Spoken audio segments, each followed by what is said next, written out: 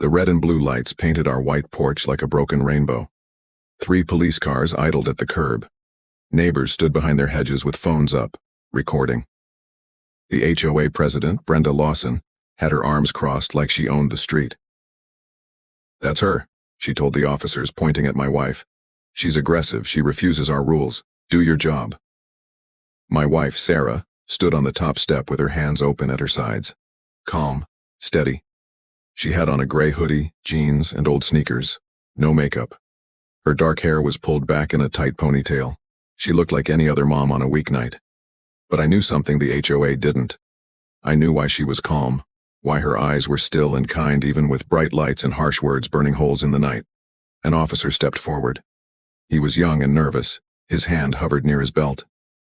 "Ma'am," he said, trying to sound firm, "we got a call about threats and disorderly conduct at the HOA meeting. I need to see some ID." Behind him, another officer clicked on a body cam. The sound made a sharp beep. People whispered. Brenda smiled like everything was finally going her way. Our dog, Daisy, pressed against my knee and whined. Sarah kept her voice soft. "Officer," she said, "I'll show you who I am. But first, I'd like your sergeant present." "Ma'am, ID now," the young cop repeated. He took one more step. His flashlight beam hit her face. Sarah didn't flinch. She slid one hand toward her back pocket. "You'll want to call it in," she said. "Trust me." Brenda laughed. "She thinks she's special." Sarah's fingers reached her wallet. The officers shifted. My heart hammered. I knew what was inside that wallet. I knew what was about to come out. But I also knew how fast nights like this can go wrong, even when you're right. I opened my mouth to speak, to beg everyone to slow down, to breathe. But before I could say a word, Sarah pulled out the leather holder and lifted the flap. Every phone in the yard leaned in. The young officer leaned in. Brenda leaned in. And then the world held its breath. 3 months earlier, we had carried boxes up these same porch steps under a warm afternoon sun. No flashlights, no sirens, just wind chimes.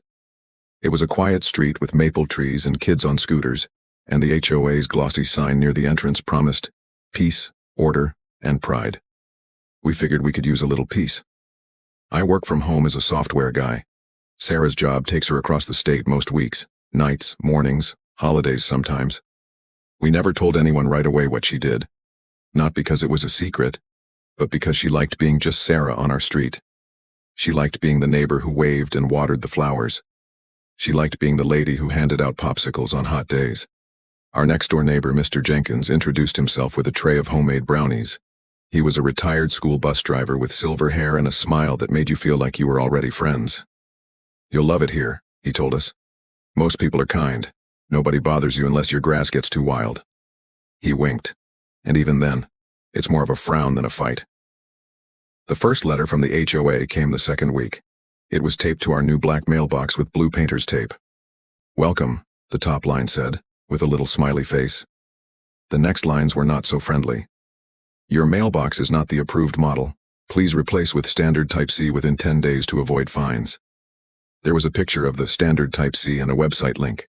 It looked almost exactly like our mailbox, just with the flag on the other side. I groaned. "It's a mailbox, not a missile."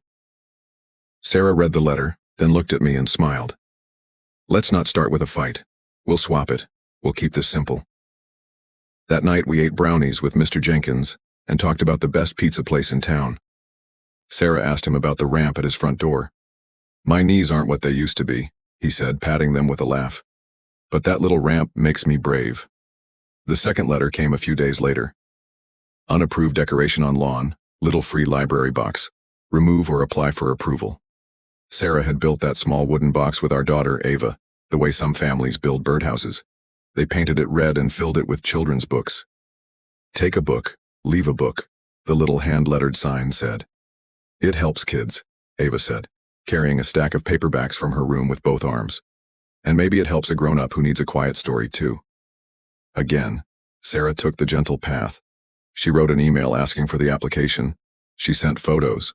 She offered to add a little roof that matched the neighborhood style. She even promised to stain the post to match our fence. Lead with kindness, she told Ava, even when it feels easier to snap.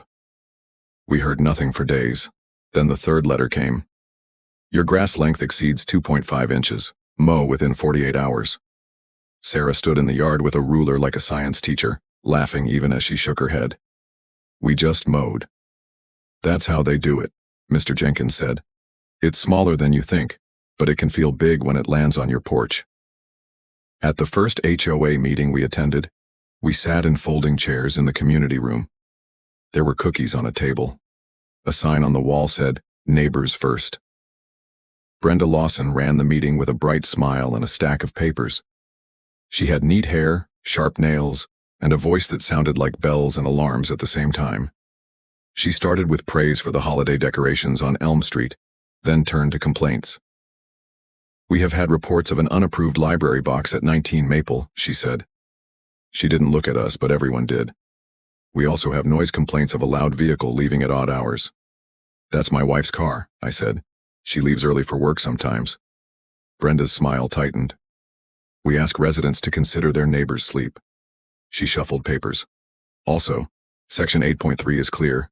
No commercial or law enforcement vehicles may be parked in driveways. It's not a marked car, I said. It's just a gray SUV. Brenda blinked. Section 8.3 does not require markings, it refers to use.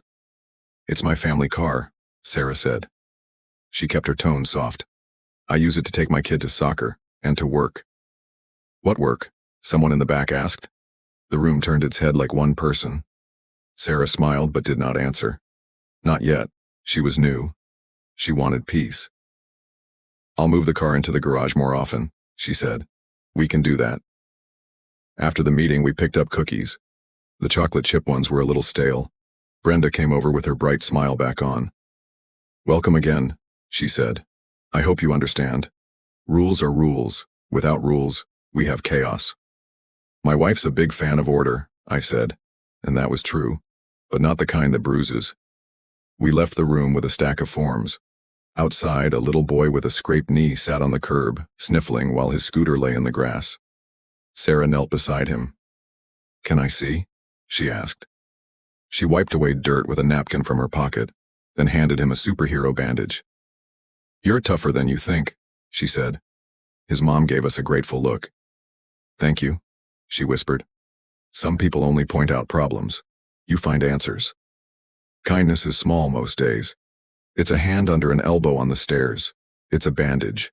It's a calm voice in a loud room. Sarah taught me that. She taught Ava that. She even taught Mr. Jenkins that, though he was older and had taught kids his whole life. Kindness is strength, she would say, and sometimes it's armor too. The letters kept coming. Fines too. For the library box. For a string of white lights we put on our porch after Ava got her first A in math. Celebratory lighting not approved. For a tiny garden by the mailbox with 2 sunflowers and a hope. Brenda's emails were always cheerful and always firm. We simply cannot allow one-off exceptions, she wrote. Imagine if everyone did what they wanted. Imagine if everyone tried to be a little kind, Sarah said as we planted another sunflower anyway, this time in a pot we could move if they argued. Then came the day Mr. Jenkins got a notice. Unapproved ramp must be removed in 7 days. He held the paper in his shaking hands on our porch. I can't do stairs, he said quietly. I can barely do breakfast without it. His eyes went wet. Sorry, I don't cry much, just when I can't see a way through. Sarah took the paper. She read it twice. Then she looked at him like he was family. I'll talk at the meeting, she said. I'll bring the rules and the law in my best words, and I'll ask them to show a little care. That night, the meeting got loud. People argued about grass and fences and party hours. When it was Sarah's turn, she stood and spoke plainly. A ramp is not a decoration, she said. It is dignity. It is safety. I ask this board to see more than boards and numbers. I ask you to see a man. Some nodded. Some sighed. Brenda smiled her alarm bell smile. We will consider it, she said. But fairness matters. We can't let feelings decide rules. Feelings matter, Sarah said. They make us human. And sometimes rules are wrong. A few people clapped.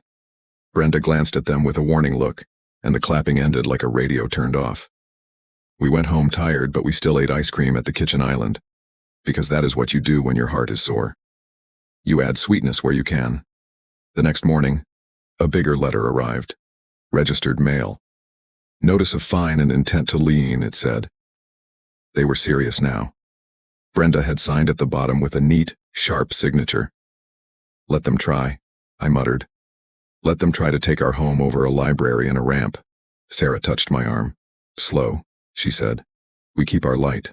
We keep our ground. We don't let anger write our story. We mowed the grass. We moved the car into the garage. We filled the library with more books. Mysteries, fairy tales, a cookbook with pictures. We brought Mr. Jenkins soup and played cards with him on his porch. Kids came to the library and left notes like, I like the cat on page 6 and thank you for the dragon book. The notes made Ava smile. They made me believe we were not crazy. On the 4th of July, small flags appeared on nearly every yard. We placed one in our flower pot and one by Mr. Jenkins's ramp. We grilled hot dogs, and Sarah helped a little girl find her missing shoe in the grass. Brenda walked by with a clipboard, writing things down even on a holiday. You okay? I asked Sarah. I'm okay, she said, but I don't trust her calm. That evening, as the sun went down, we got the email that lit the fuse. Tonight's HOA meeting is mandatory for anyone with open violations, it said. Failure to attend may lead to board action. It was addressed to us and to Mr. Jenkins. He called from his porch, voice worried. I can't sit in those chairs long, he said. But I'll try. I'll go, Sarah told him. You stay home. I'll read your note to them if you want. He handed her a folded piece of paper. Thank you, he said, for seeing me. The meeting room felt different that night. The air was tight. 3 board members sat shoulder to shoulder, not relaxed like before. Brenda stood, but she didn't smile. We're keeping order tonight, she said. Sarah spoke for us. She spoke for Mr. Jenkins. She talked about ramps and books and a small street that could be big-hearted. She was firm, but not loud. She was strong, but not cruel. At one point, a man in the back shouted, "Rules are rules." And Sarah looked at him and said, "Rules should protect people, not punish them for being kind." That was when Brenda slammed her hand on the table. "Enough," she said. "You are out of order."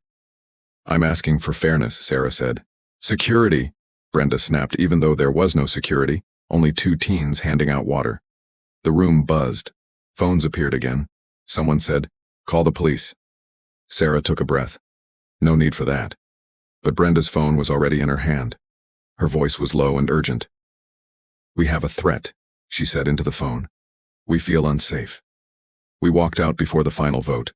Not because we were afraid, but because sometimes stepping away is the only way to stop a match from touching the fire. We were halfway home when the first siren cut the night. I felt anger heat my neck. "She lied," I said. "You weren't a threat." Sarah squeezed my hand. "I know. But we stay calm. We tell the truth. That's power too." The squad cars turned onto our street with lights flashing but no sirens now. Quiet and bright like a storm that learned to whisper. Neighbors moved like fish in a bowl, drawn by the glow. Brenda stood at the corner, pointing at our house. "There," she said. "That's her." And here we were again, back at the porch under the broken rainbow, with officers and whispers and a woman who wanted to win more than she wanted to be kind. "ID," the young officer said, voice tighter than before. "Now." Sarah reached for her wallet. "Officer, listen." "Ma'am." His hand brushed his handcuffs. I saw it in slow motion. The crowd leaned forward. The body cam beeped again. Daisy whined. My hands shook, not because I doubted Sarah, but because I knew things can fall apart in one wrong second. I wanted to shout, "She's on your side," but Sarah had taught me better. Let calm be your shield. Let truth be your light. She opened the leather holder. The gold badge inside caught the porch light and threw it back like a sunrise. The officer's eyes flicked to it. One blinked. The young one swallowed. The yard went so quiet I could hear our wind chime 2 houses down. "Officer," Sarah said, voice steady. "I am—" "Hands where I can see them," the young cop suddenly barked, louder than before, as if his training and fear were arguing inside him and fear won the last point. He stepped up onto our porch. Another officer moved to flank him. Brenda gasped like a kid at a magic show, thrilled to be near the trick, not caring if the rabbit wanted out. Sarah held still. She lifted both hands, wallet still open, badge still shining. Slow, she said. Let's all go slow. Daisy whined again. Ava, peeking through the front window, covered her mouth with both hands. Mr. Jenkins was on his porch standing without his cane, eyes wide, and then the young officer reached for Sarah's wrists. He reached to cuff the state sheriff on her own front porch. That is where the night went from tense to something else, something sharp, something that would not fit inside a neat HOA rule. That is where the chapter of our quiet life snapped and a new one began. Tell me, where are you watching from? The young officer's fingers brushed Sarah's wrist. The metal flashed under our porch light. I heard the tiny rattle as the handcuff slid in his palm. All the phones in the shadows rose higher, like birds startled from a wire.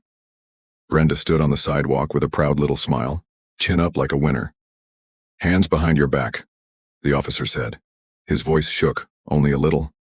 Sarah lifted her eyes to his face, calm, kind, steady. Officer, she said softly, I'm not going to resist. Please slow down. Call your sergeant to the scene. It will make this easier for everyone. Ma'am, now. He reached for her again. I felt my stomach flip. My mouth went dry. Every part of me wanted to step between them, to block those cuffs, to shout the truth. But Sarah gave me one quick look, the look that said, don't. Breathe. Let me handle this. She turned her wrists together behind her, the open wallet still in her fingers, the flap bent back. The porch light hit the shiny badge and sent a small gold beam onto the white column by our steps. Click. The first cuff closed. Brenda gasped like she was watching fireworks. Someone down the sidewalk clapped once and then caught themselves and stopped. Our dog Daisy pressed against my knee, trembling. Through the window beside the door, I saw our daughter, Ava, with her hands on the glass, eyes wide and wet. Mr. Jenkins stood on his porch next door without his cane, leaning forward holding his breath. Thank you for not resisting, the officer said in a rush. Keep your hands there. Officer, Sarah repeated, still gentle, please call your sergeant. Also, please ask dispatch to pull my... Ma'am, I said quiet. He put his hand on the second cuff. The other officer, the one with the body cam, shifted his weight. He was older, and his eyes moved from the badge to Sarah's face, then to the young officer's hands. Evan, he murmured in a low voice. Take a breath. I've got it, the young one answered. His hand was shaking now. He clicked the second cuff into place. The tiny sound was louder than any siren. I wanted to shout. Every muscle in me shouted anyway, even if my mouth didn't. This was wrong and backwards and dangerous. But Sarah kept her voice level. She spoke like she was talking someone off a bridge. Okay, she said. My hands are cuffed. Thank you for keeping your voice calm. Now please call your sergeant. Call now. The older officer nodded. I'll get him en route. He touched his radio. Unit at Maple and Pine requesting supervisor, he said. Priority. Copy, the radio answered. Static danced in the air. Brenda floated up 2 steps onto our walkway, like she wanted to stand closer to the action. Finally, she said, shaking her head with fake sadness. We tried to be nice. Some people only learn the hard way. I turned. Please, I said, back up.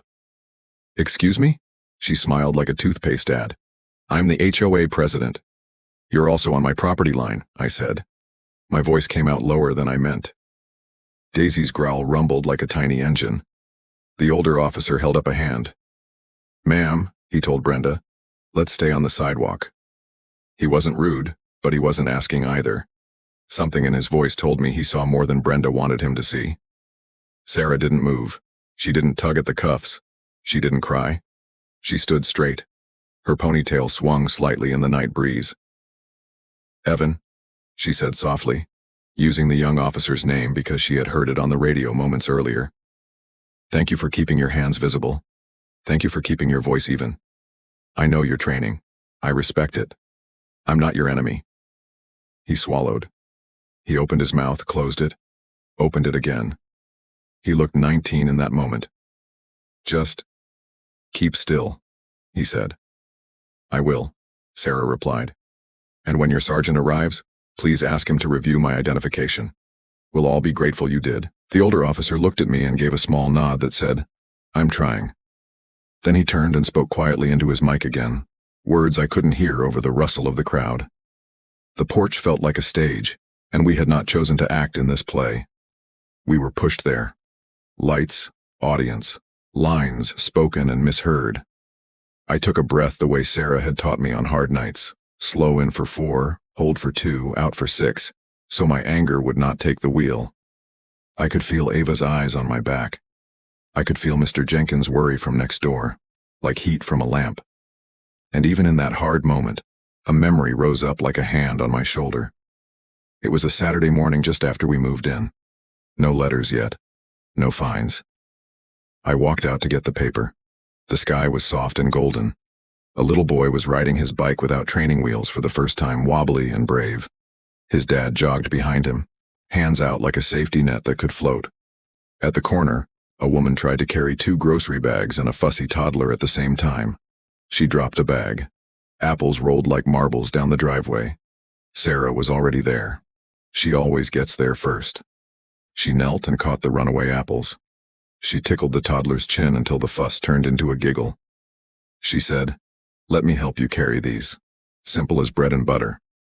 The woman thanked her twice, then once more for luck. On the way back, Sarah stopped by the little boy and clapped quietly for him after he made it 6 wobbly pedals without falling. When he did fall, she smiled and said, "You just learned something new about balance. You're doing great." He beamed like a lighthouse. That is how Sarah loves. Quiet, real. Use your hands, use your eyes, use your voice to bring peace into the room. A car honked far down the street, snapping me back to the porch.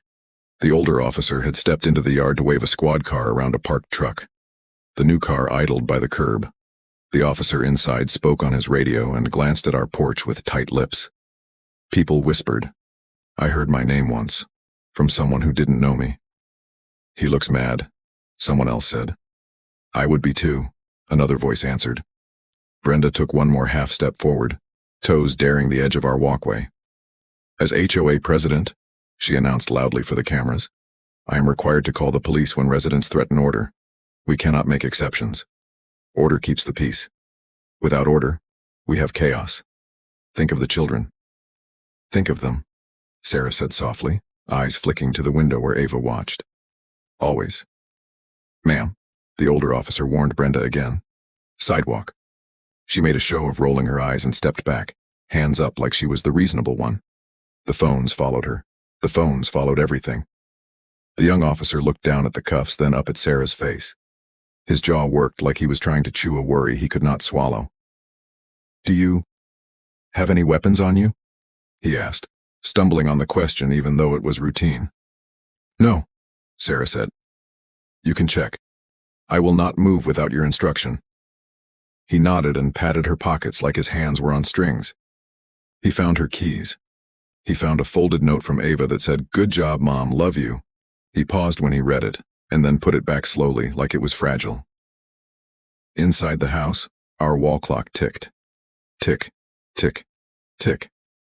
It was a steady sound that somehow made the waiting feel longer. I realized then that my hand was still on Daisy's collar, and my knuckles were white. I made myself loosen my grip. "It's okay," I whispered to her. "It's okay, girl." I thought about the first time Sarah taught Ava to ride the city bus. "We'll do it together," she said, "and we'll look for people we can help along the way." They carried extra bus tickets in their pockets after that, in case someone was short of fare. Once, a teenager boarded with a swollen lip and no ticket. He tried to hide in the back. Sarah paid for him and sat down 2 rows away, not too close, not too far. When he got off, she stood too and said, "I'm glad you got where you needed to go." He nodded without looking at her. 2 weeks later, he came to our little library box and left a note that said, "Thanks for seeing me. Kindness is a light you cannot hold in your hand, but you can see where it shines." A low car door thump pulled me back to the present. A plain sedan had rolled up behind the squad cars. No light bar, no markings. The driver stayed inside. The engine hummed like a cat. I couldn't tell if it was a neighbor or someone else. The hair on my arms rose anyway without asking me.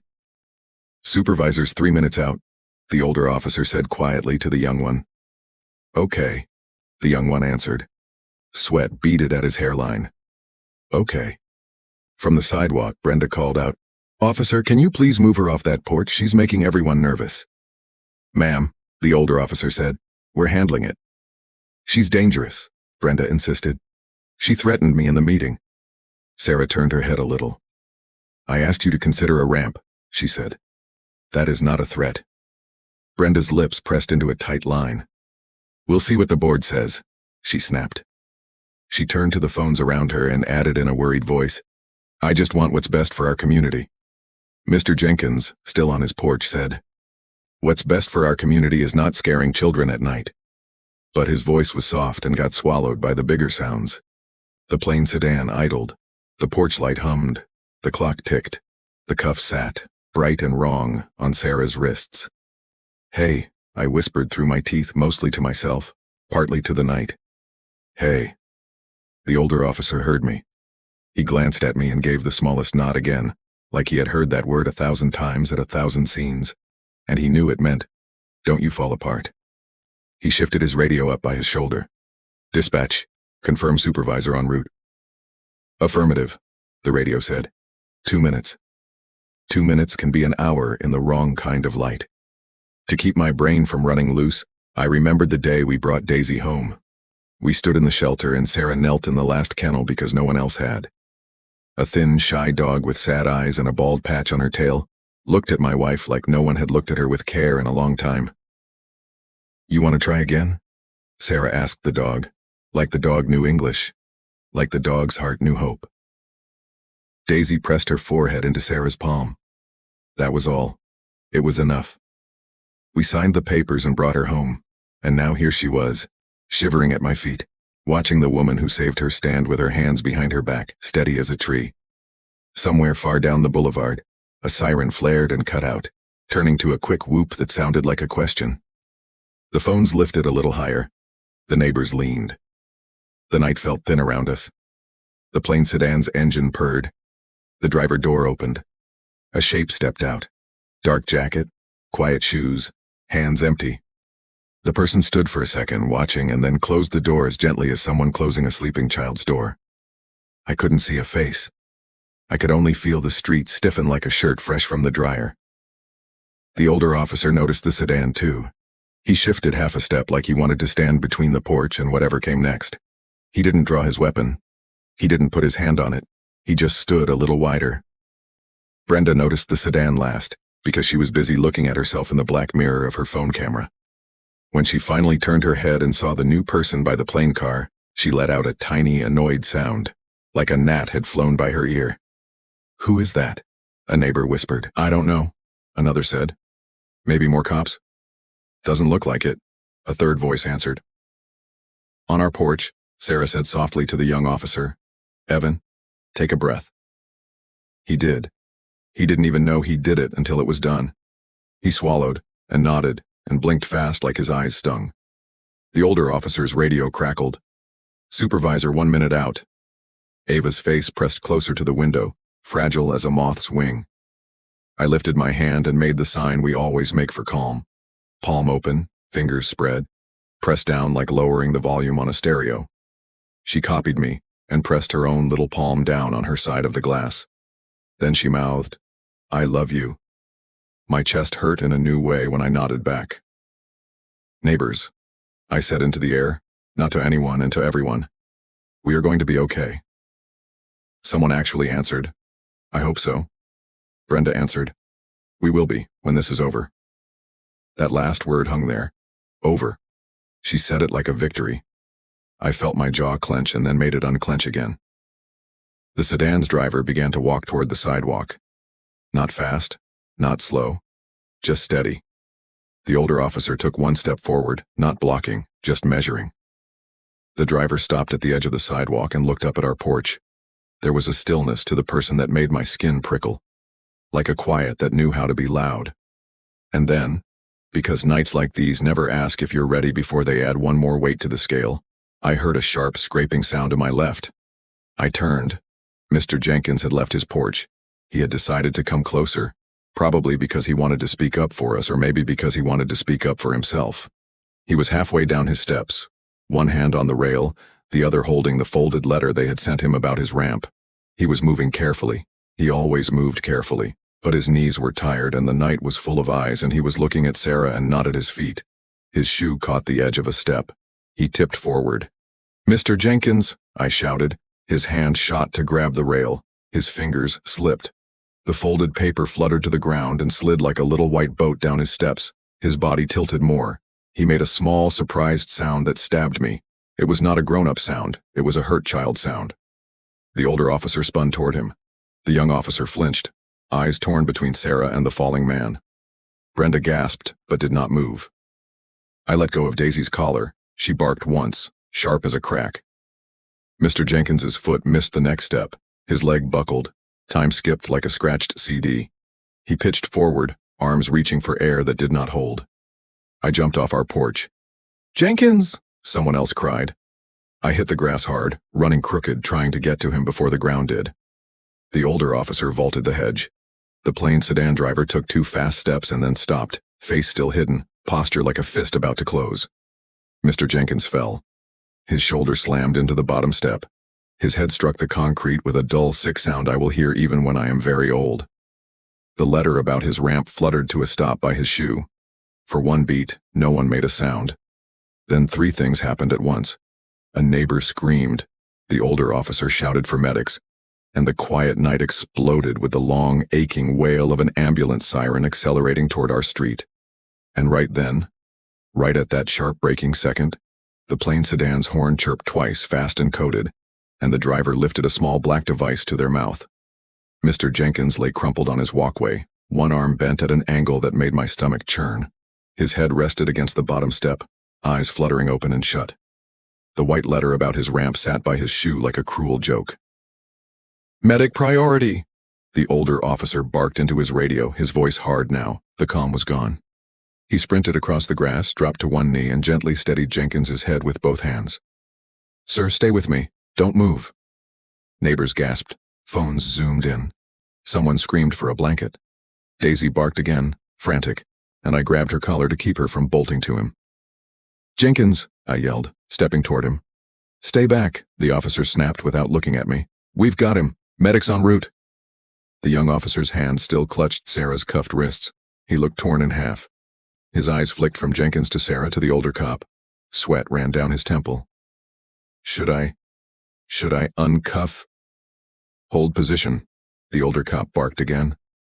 Sarah's voice was steady. "Officer Evan, he needs you. Go help your partner. I'm not going anywhere."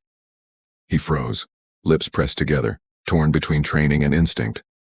Brenda stepped forward again, phone aimed like a weapon. "This is what happens when people don't follow rules," she cried, louder than anyone. "Look at this chaos." Something inside me snapped. I spun toward her. "A man is hurt and you're making speeches? Step back." She flinched, then tried to cover it with a scoff. "I'm documenting for liability." "Document kindness for once," I shot back.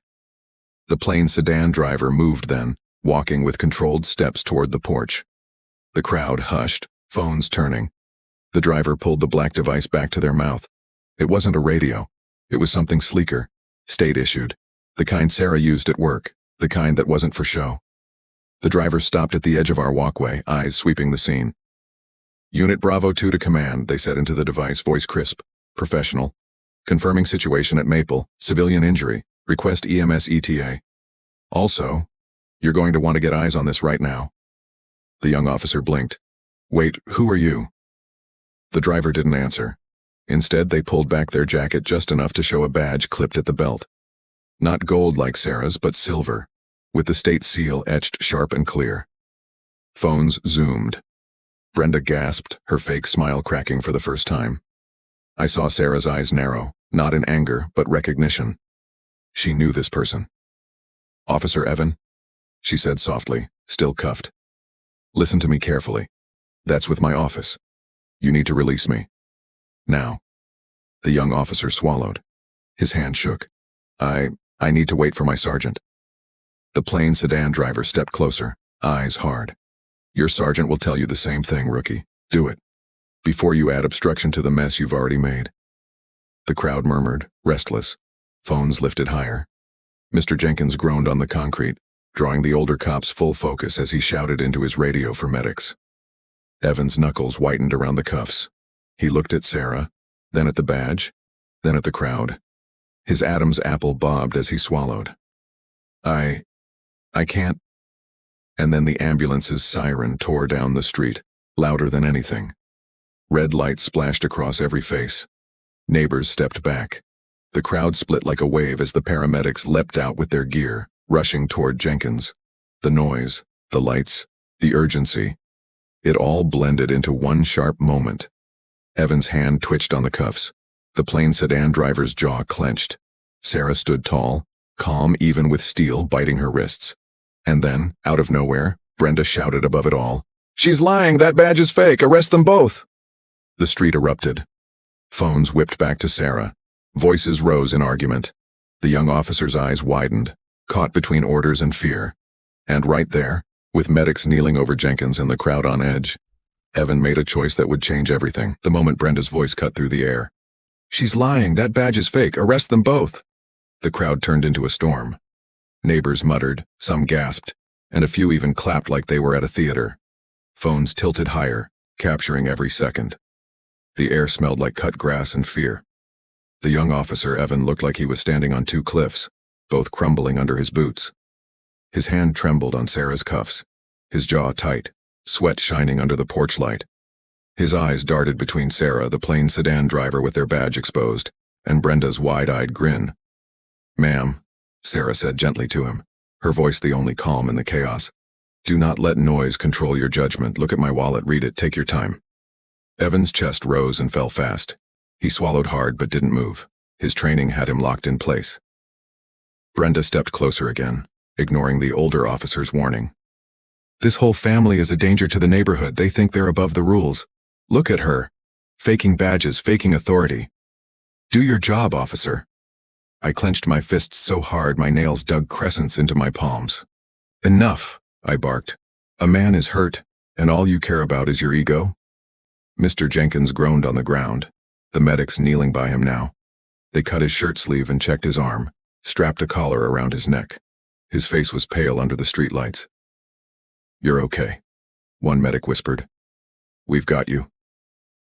But Brenda didn't even glance his way. She kept her eyes locked on Sarah, hungry to see her dragged away.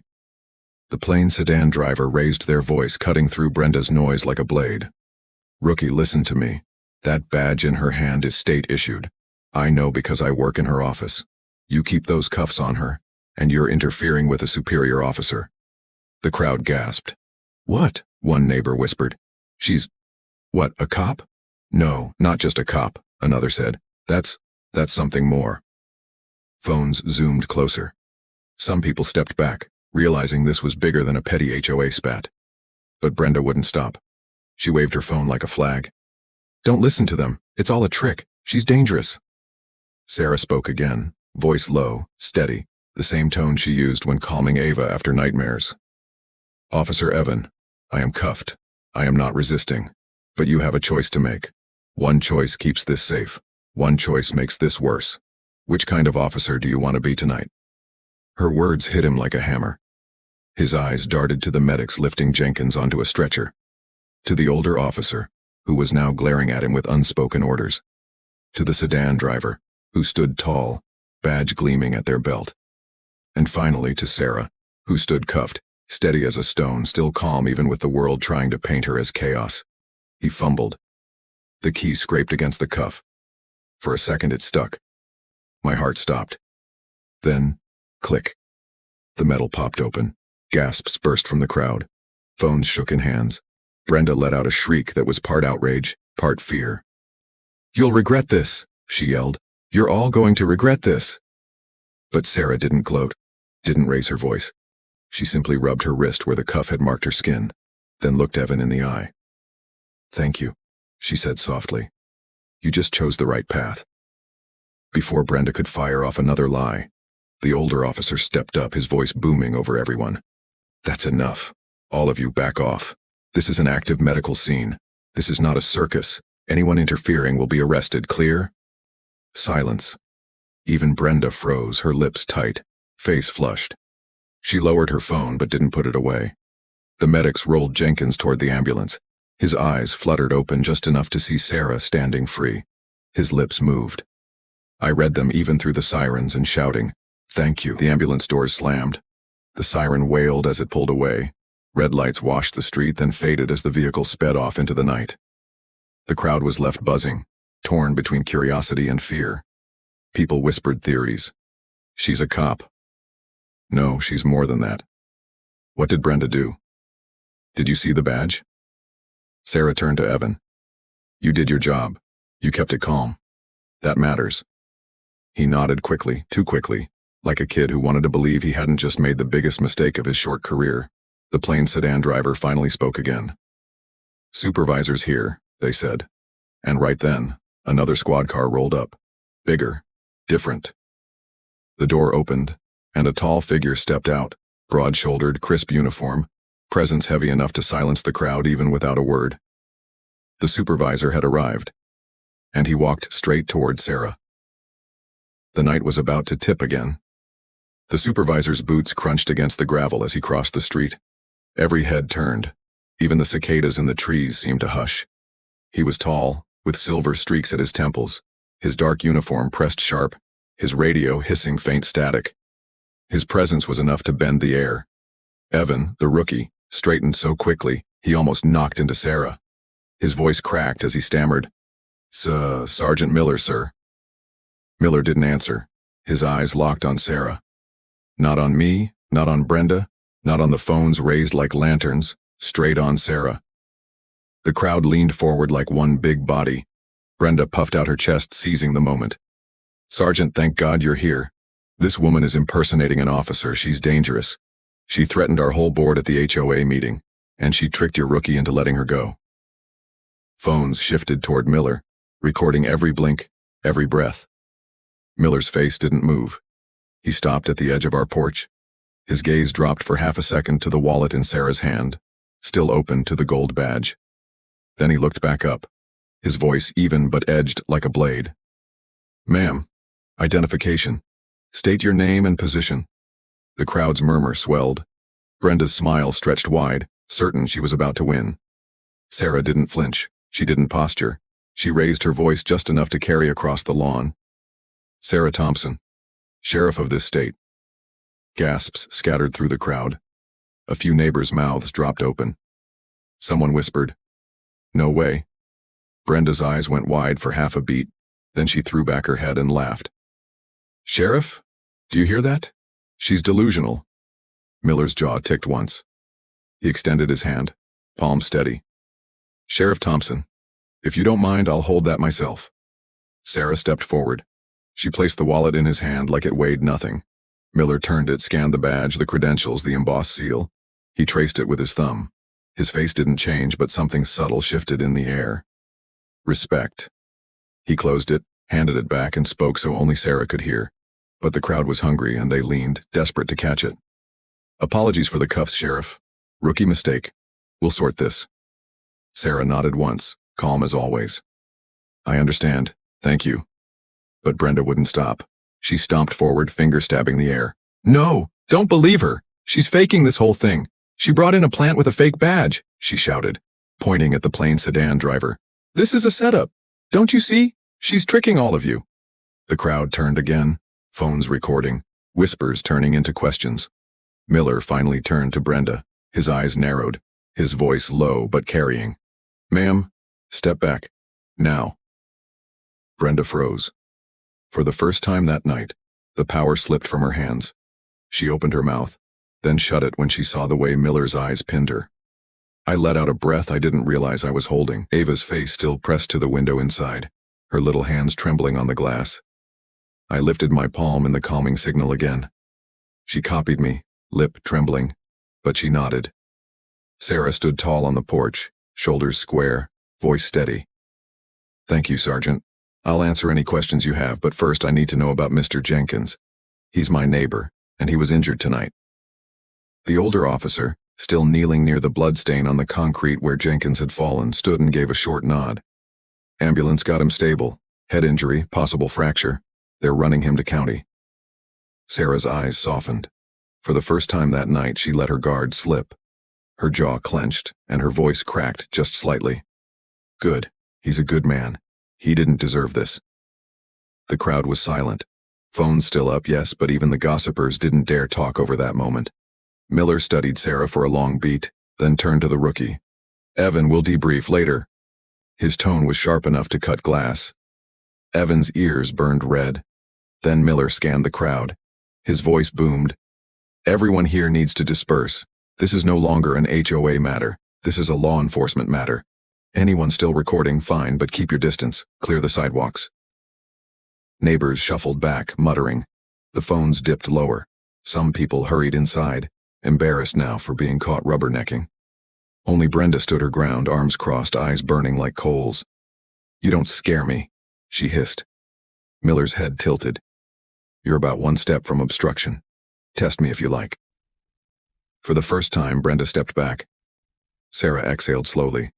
She turned to me, her eyes softening, and whispered, It's starting. I frowned. What do you mean?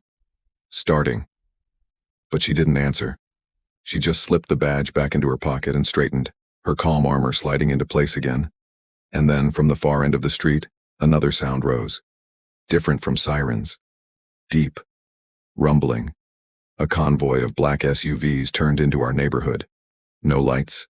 No sirens. Just the heavy hum of engines built for business, not for show. The neighbors froze again. Even Miller's face shifted. The plain sedan driver stiffened, hand on their device. Sarah's shoulders lifted once like she'd been expecting this. The SUVs rolled closer, their tinted windows dark as midnight, stopping right in front of our house. The lead vehicle's door opened, and a man in a black suit stepped out, eyes scanning the street. He didn't look at the crowd. He looked only at Sarah, and he said, calm and chilling, Sheriff Thompson, we need to talk. Now. The crowd's whispers swelled like a wave about to break, and I realized, with a knot in my gut, that whatever this night had started, it was far from over. The man in the black suit shut the SUV door with a soft, deliberate click. It was the kind of sound that didn't need to be loud to command attention. His eyes swept the crowd once, cold and dismissive, before settling on Sarah. Sheriff Thompson, he repeated, voice deep enough to vibrate through the humid night air. Step this way, please.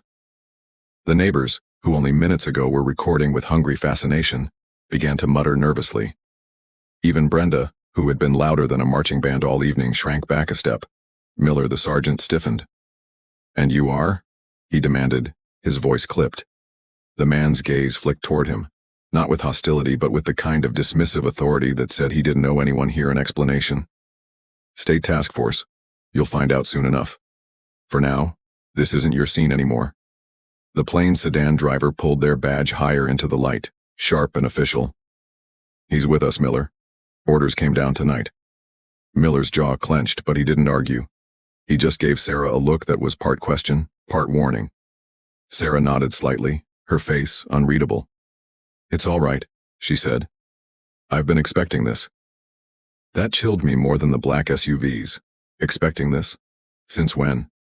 I stepped forward, gripping her arm. Sarah, what's going on? You said this was just about the HOA, about Jenkins, about Brenda and her nonsense. What are these people doing here? She put her free hand over mine, calm as ever. It started with the HOA, yes, but it doesn't end there. Before I could press her, the man in the suit gestured toward the SUV. We'll debrief at HQ. Bring your files. You know which ones. Sarah straightened, her voice firm. Not here. Not in front of my neighbors. And not until Mr. Jenkins is confirmed stable. The man tilted his head, as if weighing whether to push her. Finally, he gave a curt nod. 10 minutes, don't make us wait. He turned back to his vehicle, and the other SUV doors opened in unison. 4 more men in suits stepped out, scanning the crowd with blank expressions. They weren't here for show. They were here for control. Brenda, ever desperate to reclaim her throne, piped up with a shaky laugh. Oh, so this is what you've been hiding? Some little play acting with your friends in suits? What's next? You'll say you're the president? The man in the suit turned to her, his gaze cutting sharper than any blade. Ma'am, he said evenly, you've already caused enough disruption tonight. If you value your position in this neighborhood, I suggest silence. Brenda's face drained of color. For the first time, she said nothing. The neighbors, sensing this had escalated beyond their appetite for gossip, began slipping inside their homes. Curtains twitched shut. Porch lights clicked off. The crowd dissolved, leaving only whispers behind them. Evan, the rookie, looked like he might throw up. He rubbed the back of his neck, muttering, "This is way above my pay grade." The older officer clapped him on the shoulder. "Lesson 1, kid. Never cuff someone before you know the whole picture." I was still standing there, trying to stitch the night back together, when Sarah leaned close and whispered to me, "Go inside. Stay with Ava. Lock the doors." My chest tightened. "No. Not without you. I'm not leaving you with these people."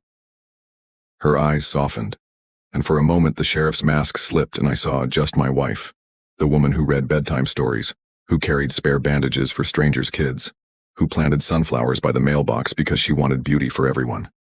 "Please," she said. "Trust me. I need to handle this."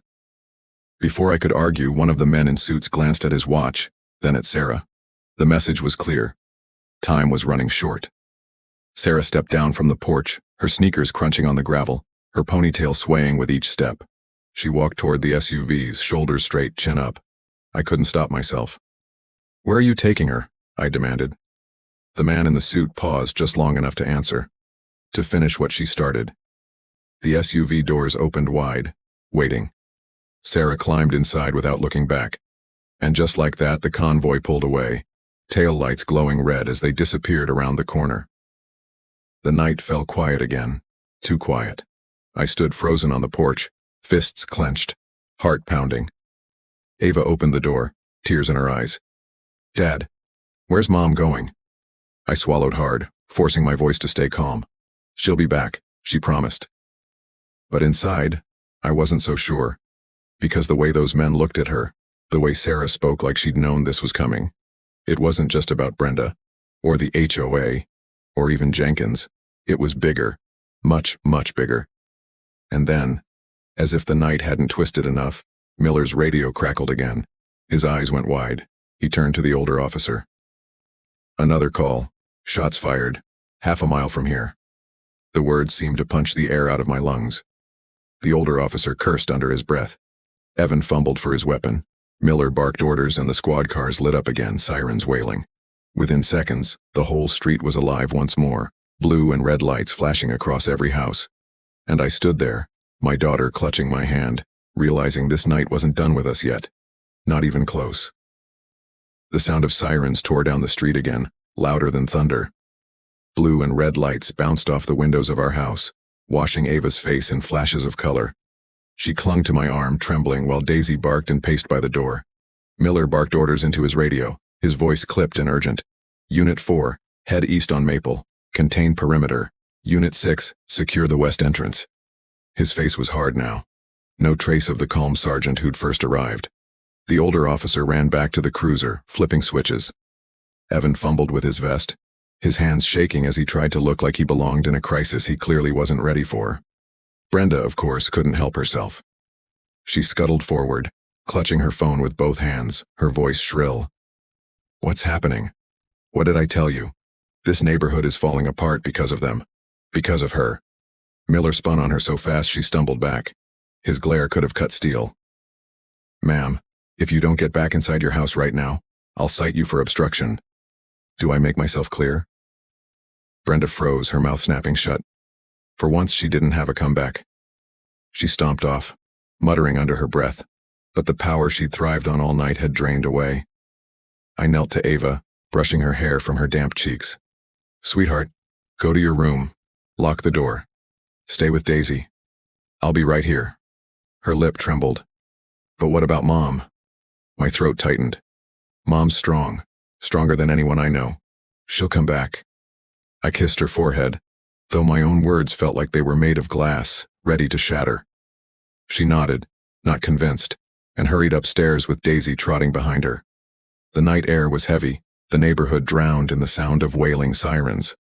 The black SUVs that had taken Sarah were gone, swallowed into the dark. My mind raced. Where was she? What did finish what she started even mean? The older officer jogged past me, shouting, They said shots fired, Maple and 3rd Street, just 6 blocks away. The same direction the convoy had headed. My heart dropped into my stomach. Miller climbed into his cruiser but paused, his eyes locking on me. For the first time, his voice softened. Stay inside. Whatever's happening out there, it's not safe for you or your girl. I wanted to argue, to demand he tell me what was going on. But before I could speak, the cruisers peeled off, sirens wailing into the night. Their lights painted the maples along the road until they were gone. The silence that followed was worse than the noise. I stood alone on the porch, the smell of exhaust hanging in the air. The bloodstain on Jenkins' steps glistened dark under the street lamp. My phone buzzed in my pocket, but when I pulled it out, there were no texts, just videos already going viral. Neighbors had uploaded clips of Sarah's badge flashing, of Evan cuffing her, of the SUVs pulling her away. Hashtags were already trending. HOA drama. Fake sheriff. Neighborhood chaos. I clenched the phone until my hand hurt. They didn't know. They didn't understand who she really was, what she carried, what she'd sacrificed to serve this state. To protect people like Jenkins. Like Ava. Like even Brenda, who would probably never realize it. Inside, I paced. I couldn't sit. I couldn't rest. Ava's sobs from her room carried through the walls, and I hated myself for not being able to fix this for her. 10 minutes later the sound came. Not sirens, not tires. A single gunshot, sharp, echoing, unmistakable, cut through the night from the east. I froze. Another shot followed, then 2 more. I ran to the window, pressing my face to the glass. Far down Maple, flashes lit the sky. A dull thud followed. Something heavy, something that wasn't a gun. And then, silence again. The phone in my hand buzzed once more. This time a text. Unknown number. Stay inside. Do not interfere. My blood ran cold. Who was watching me?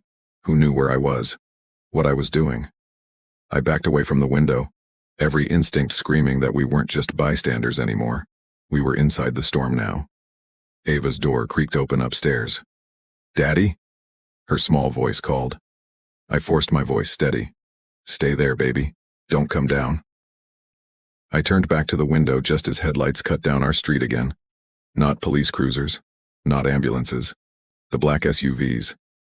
They slowed in front of our house, engines rumbling like caged beasts. The same man in the black suit stepped out, his expression darker this time. His jacket was open, his tie loosened. His shoes crunched on the pavement as he walked toward my porch. I opened the door before he could knock, anger boiling in my chest. Where's my wife? I demanded. His gaze didn't waver. She's alive. For now. For now? My stomach dropped. What happened? What's going on? He glanced over his shoulder, then lowered his voice. She's in the middle of something bigger than your neighborhood squabbles. Shots were fired. Lines were crossed. And now... He trailed off, scanning the empty street. Now what? I pressed, heart hammering. He met my eyes, his tone heavy, final. Now the HOA isn't your biggest problem. Your wife has enemies who don't play by rules, and they know exactly where you live. The night felt like it tipped under my feet, and in that moment another SUV door slammed open, and 2 men dragged someone out.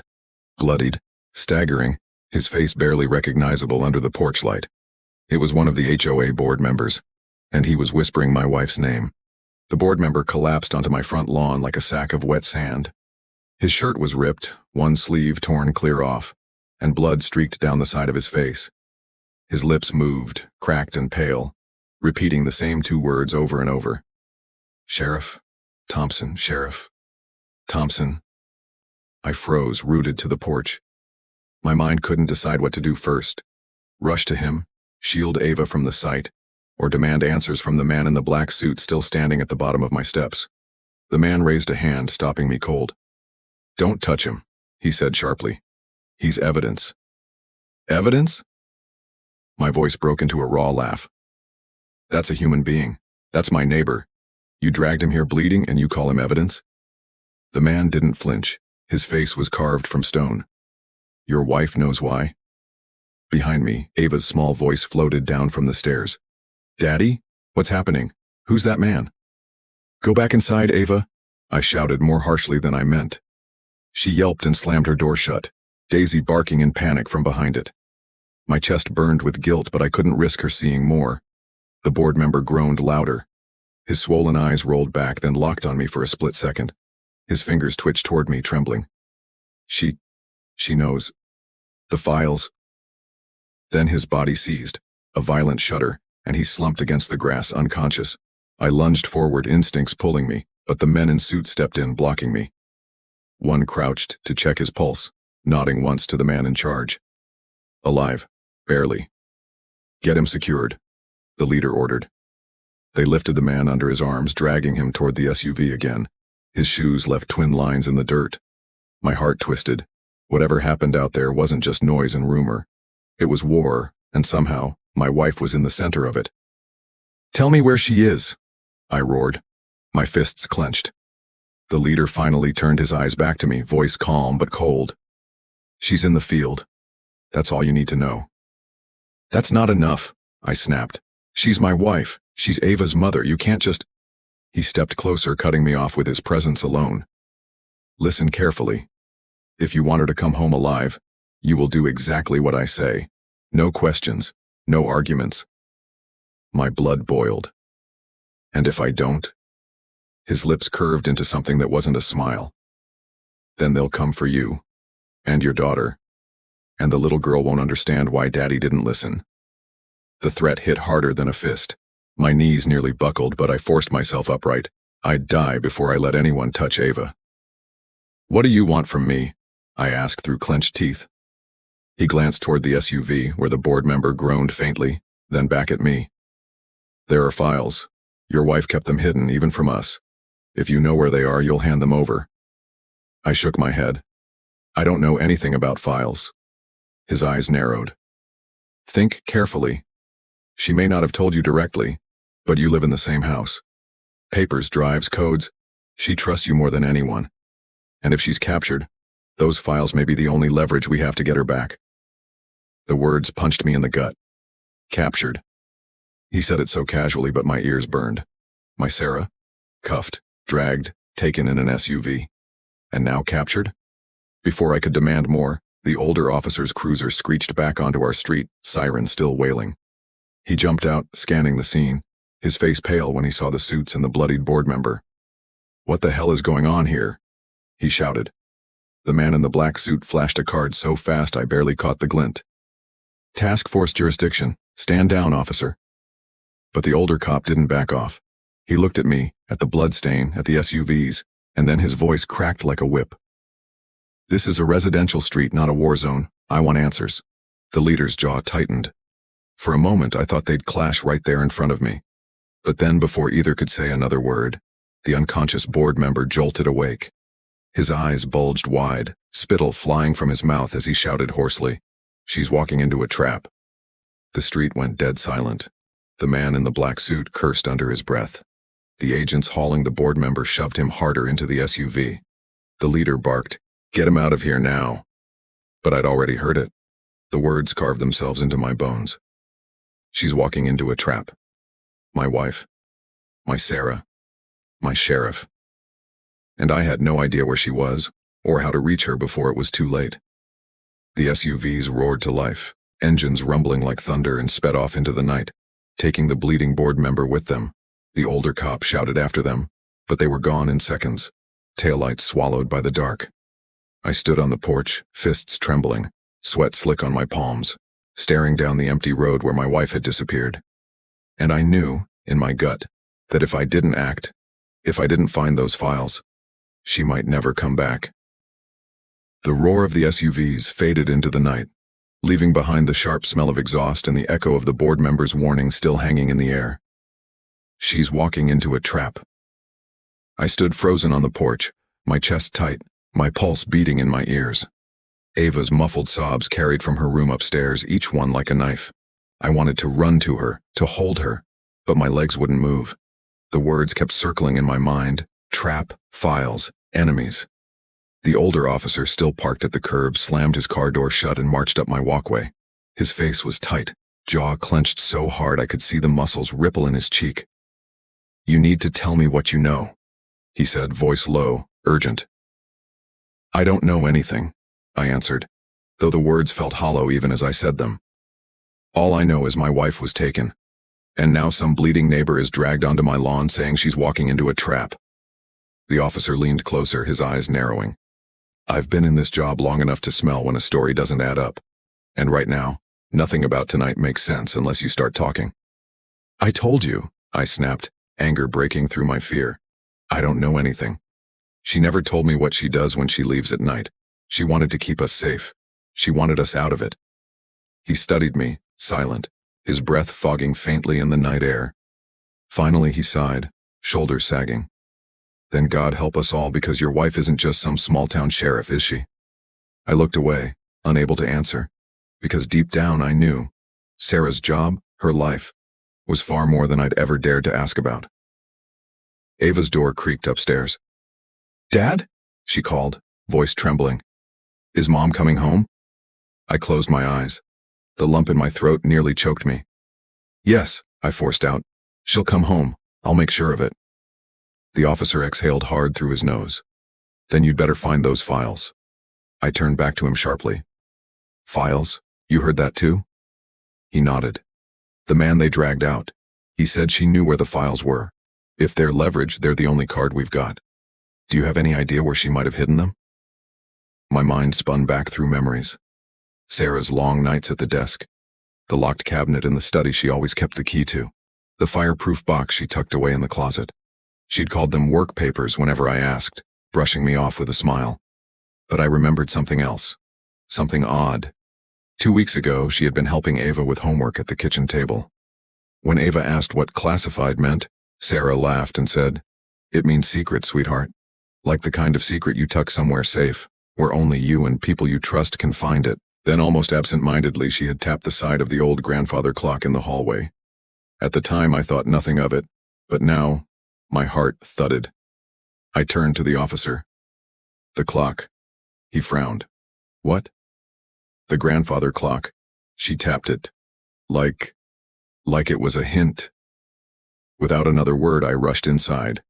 The officer followed, shutting the door behind us. The house felt too quiet. Shadows stretching long across the floor. Ava peeked down the stairs, her eyes wide and wet. Daddy? Stay up there, baby, I said gently. I'm just checking something. She nodded, hugging Daisy close, the dog's ears flat against her head. I stopped at the old clock in the hall. It had belonged to Sarah's grandmother, a towering wooden thing with brass hands and a pendulum that swung like a heartbeat. My fingers shook as I ran them along the side panel. At first nothing. Then, I felt it. A notch. Barely visible, tucked in the carved trim. I pressed. The panel clicked open with a soft sigh. Inside, behind the swinging pendulum, was a slim black case no bigger than a laptop. Heavy, locked tight with a coded keypad. On the front was a seal I'd never seen before. State, federal, I couldn't even tell. The officer let out a low whistle. That's it? My stomach dropped. I didn't even want to touch it. If she hid it here, then it's something big, the officer finished. His voice was grim. And dangerous. We stood there staring at the case like it was a bomb. Then, suddenly, a heavy knock rattled the front door. 3 sharp bangs. I jumped. Ava screamed upstairs. Daisy barked wildly, her nails scraping against the wood floor. The officer drew his weapon, his back to the wall. Stay behind me, he hissed. The knock came again, louder, harder, and a voice followed, a voice that made my blood run cold. Open up, it said, calm, male, deep. We know you have the files. The officer's eyes went wide. They're here, I whispered. The knocking turned into pounding. Open the door, the voice commanded, sharper now, or we come in ourselves. And in that moment I realized we weren't just protecting files, we were protecting our lives. The pounding rattled the entire doorframe. Each blow echoed through the house, making the grandfather clock's pendulum stutter like it was afraid to. Daisy barked so furiously she nearly slipped on the hardwood floor, claws skittering as she tried to plant herself between us and the door. Daddy! Ava screamed from upstairs, her voice sharp with terror. Stay in your room, I yelled back. My throat burned from the force of it. Don't come down, no matter what. The officer, His name tag read Harris, though I hadn't noticed until now, had his gun raised, angled low, breath steady. His eyes flicked to me, then to the slim black case hidden in the clock. They know it's here. Someone tipped them off. The pounding came again, followed by the voice, colder this time. Last warning. Open the door, or we break it down. Harris gritted his teeth. If they were legit, they'd show a warrant. This is something else. I clutched the case with both hands. It was heavier than it looked, its weight dragging down my arms like chains. What if this is what Sarah wanted hidden? What if... A window shattered in the kitchen before I could finish. Glass exploded across the tile. Daisy spun, barking like mad. They're coming in, Harris barked. He rushed toward the sound, gun up, boots pounding the floor. I stood frozen in the hall, case in my hands, heart hammering so loudly I thought Ava might hear it upstairs. My mind raced. Run. Hide. Fight. Then I remembered Sarah's words from just a week ago. She had kissed Ava goodnight, then turned to me and whispered, "If anything ever happens, don't freeze. Move. Act." So I moved. I shoved the case into the hall closet behind blankets and board games, slamming the door quietly. Then I grabbed Daisy's collar to steady her and backed toward the stairs. Another crash split the night, this time from the back door. Voices shouted, heavy boots storming across the tile. Harris fired once, twice, gunshots so loud the walls shook. A scream followed, then silence. "Get out of my house," Harris bellowed. I pressed Ava's door shut upstairs. She was crying, clutching Daisy tight. I put my finger to my lips. Shh. Her wide eyes glistened with tears, but she nodded, burying her face into Daisy's fur. Footsteps thundered below. More glass shattered, more voices, and then, bang, a gunshot that wasn't Harris's. The sound made Ava jump, her scream muffled into Daisy's neck. My blood turned to ice. I peeked over the stair railing. Harris was down, his body sprawled against the hallway floor, his gun skidding out of reach. His chest rose and fell, but shallow, too shallow. Two men in black stormed into the living room, rifles drawn, masks covering their faces. They weren't police. They weren't agents. They were predators. One pointed at the grandfather clock. "Check there." My chest seized. They knew. The other moved toward it, yanking the panel open, finding the empty slot where the case had been. "It's gone," the first man cursed, spinning toward Harris. "Where is it?" Harris coughed blood, glaring at them. He didn't speak. One of the masked men raised his rifle, aiming straight at him. "Stop!" I shouted before I could think. Their heads whipped up. 4 eyes locked on me at the top of the stairs. Ava whimpered behind me. Daisy growled low in her throat. The rifle swung upward, barrel aimed at me. "Where is it?" the man snarled. I stood frozen, one hand spread in front of Ava, the other gripping the railing so hard the wood creaked. My voice shook, but I forced it out anyway. "I don't know what you're talking about." The man stepped closer, boots crunching on broken glass. "Wrong answer." The barrel lifted higher. My heart stopped. Then, another voice cut through the chaos, a voice I knew. "Drop your weapons!" Sarah's voice. It boomed through the broken doorway, steady, commanding. The masked men froze. Harris groaned weakly on the floor. Ava gasped behind me, and I turned toward the sound of my wife's voice, a flood of hope and terror hitting me at once. She was back. But was she too late? Sarah stood framed in the broken doorway, her silhouette sharp against the flashing strobes of squad cars pulling in behind her. Her jacket was torn, her cheek streaked with grime, but her stance was unshakable. She had her sidearm drawn, steady as bedrock. "Drop your weapons," she commanded again, voice iron. The two masked men jerked, startled, not by the gun, but by the authority in her voice. They hadn't expected her. Not here, not alive. One of them hesitated, glancing toward the window like he was already considering escape. The other snarled, rifle still aimed at me and Ava on the stairs. "You shouldn't even be here," he hissed. "You were supposed to be—" He stopped himself, too late. "Supposed to be what?" Sarah cut in, her eyes narrowing. "Dead?" The room went silent. Even the ticking grandfather clock seemed to hold its breath. The rifle trembled in his hands, but he didn't lower it. Instead, he shifted a step closer to the stairs. Ava whimpered behind me, Daisy growling deep, low, like a storm brewing. Sarah's voice dropped, quieter but sharper, every word a knife. "That's my daughter you're pointing at. You've got 3 seconds to rethink your life choices. The hesitation was all I needed. I grabbed Ava, pulling her tighter behind me, pressing her small body against the wall. My chest burned, but I held firm, shielding her. 1, Sarah said, her finger firm on the trigger. The man flinched. 2. The second masked man, the one near the window, threw his rifle down with a clatter. Forget it. Not worth dying tonight. He bolted, crashing through the broken glass and sprinting into the dark yard. The first one cursed, spinning after him. But before he could move, Sarah fired. The shot cracked through the air, splintering the wood of the door frame inches from his shoulder. He froze, trembling. His rifle slipped from his hands and thudded against the glass-strewn floor. "Hands on your head," Sarah barked. He obeyed, eyes wide. Behind her, more officers stormed in, guns raised, voices shouting commands. They swarmed the man, pinning him down, cuffing him hard against the shards. His curses filled the room, but his power was gone. Sarah lowered her gun only after they dragged him out. Then she turned, her eyes locking on me and Ava at the stairs. For a second, all the armor dropped. Her face broke, relief, fear, love, all flooding in at once. "Ava," she breathed. "Baby, it's okay." Ava broke from my arms and ran down the stairs, straight into hers.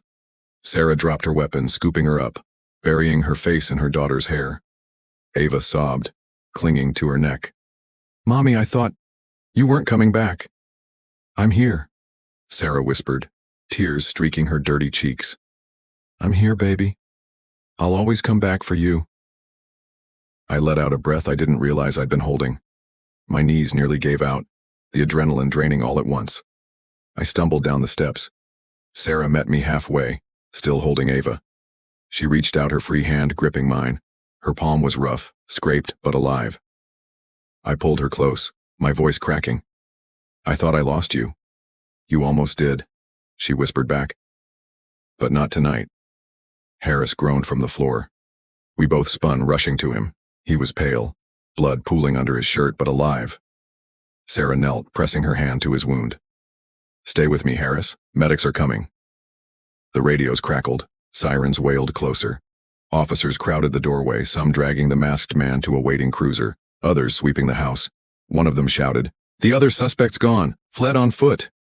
Sarah cursed under her breath. She looked at me, her face grim. "They'll be back. Not just for me. For the files." I swallowed, my gaze flicking to the grandfather clock. The closet, the black case hidden behind blankets. My chest tightened. "They know we have it."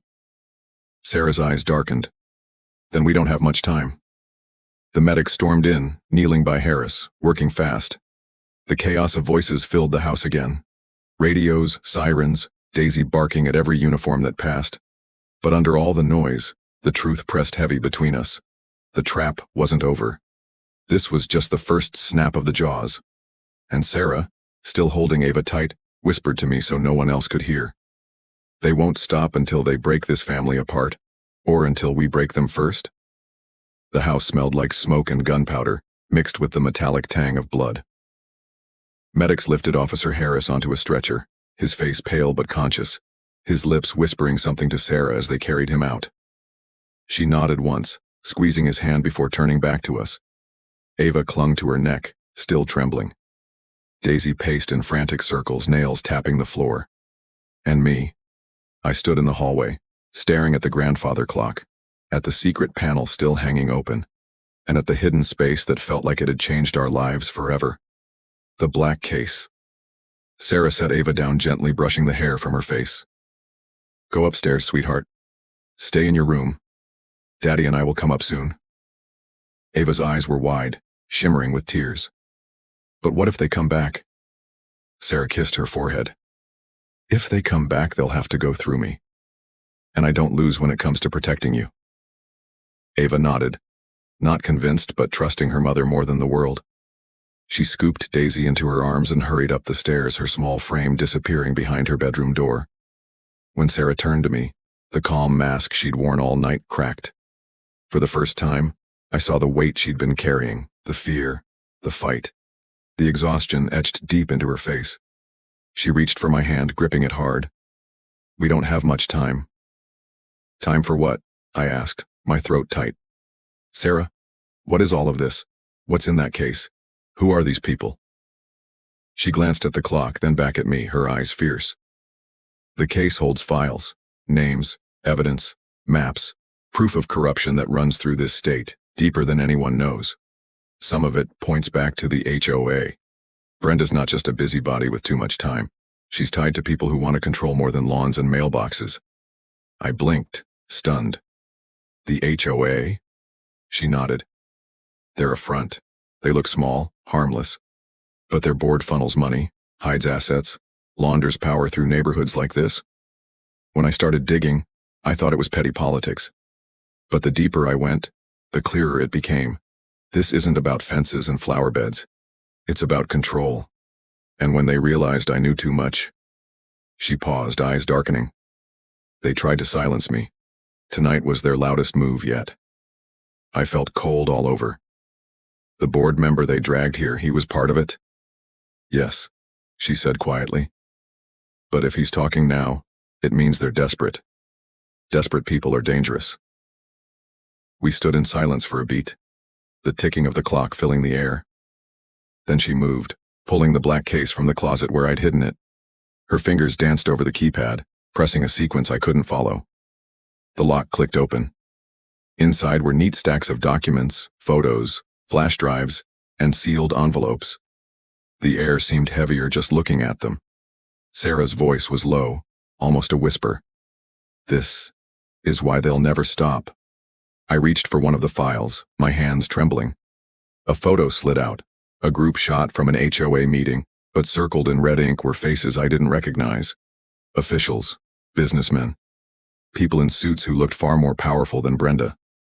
They're everywhere, Sarah said. And tonight proved it. They're willing to spill blood to bury this.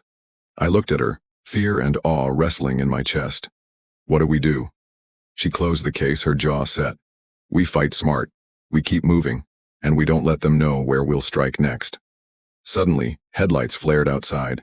Another car pulled up, sleek, black, quiet. My stomach knotted. Sarah shoved the case back into the clock, snapping it shut. Boots crunched on gravel. A knock, calmer this time, but firm, rapped on the door. Sarah raised her gun again, her voice low. Stay behind me. I obeyed, my heart hammering. She opened the door a crack. A man in a long coat stood there, rain dripping from his hat, even though it hadn't rained all night. He lifted his eyes slowly, meeting hers. Sheriff Thompson, he said, voice smooth, almost polite. We need to talk. What you have in this house, it's not just your fight anymore. It's ours. And if you don't trust us. He leaned forward, lowering his voice. You won't live long enough to see the end of it. Sarah didn't move, didn't blink. The tension between them was sharp as broken glass. And I realized, standing there behind her, clutching the railing for balance, whatever storm we thought had hit us tonight was only the beginning. The true war was just knocking on our door. Where are you watching from?